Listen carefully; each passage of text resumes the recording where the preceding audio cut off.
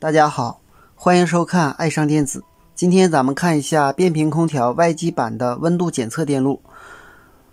变频空调外机板的温度检测电路呢，一般有3个热敏电阻，一个是压缩机排气管温度传感器，一个是室外管温传感器，一个是室外环温传感器。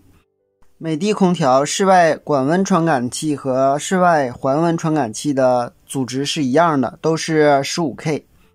也就是说在常温25度环境下，它的阻值是 15K。 它采用的都是 NTC 的热敏电阻，也就是说随着温度的升高，阻值降低。那么我们看它的电路是怎么接的。这3个传感器其中有3个引脚，也就是说每个传感器有一个引脚呢与另外的传感器引脚是接在一起的。我们测量一下，接在什么位置呢？接在我们这个 3.3 伏上，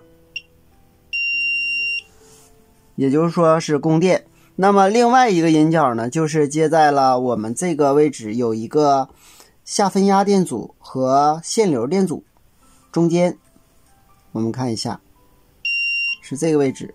那么我们这个下分压电阻的阻值是多少呢？我们可以测量一下。我们测量的是排气管温度传感器，它的下分压电阻的阻值是 6.8K， 它的限流电阻的阻值是 2.0K。 这个管温传感器呢，也同样是有限流电阻和分压电阻的。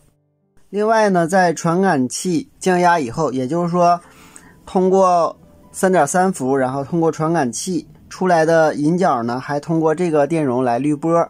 这边我们看这2个传感器呢，同样是有2个滤波电容进行滤波。滤波以后呢，经电阻分压和限流以后，再经这个 0.1 微法的小电容滤波以后，直接就加到了 MCU 的 ADC 温度检测引脚。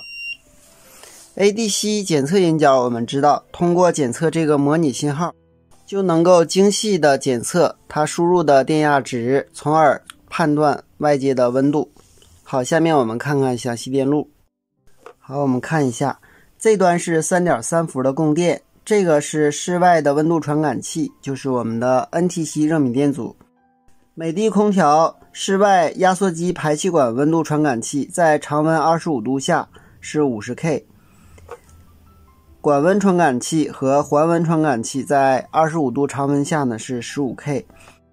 检测温度呢是通过外界的 NTC 热敏电阻限流，在 3.3 伏上限流，通过这个电容滤波，然后通过这个电阻分压，分压以后通过这个电阻再次限流，这个 0.1 微法的小电容滤波以后加到 MCU 的 ADC 转换引脚上，把模拟电压转换成数字量来判断外界环境温度。好，今天咱们就到这里，谢谢大家，再见。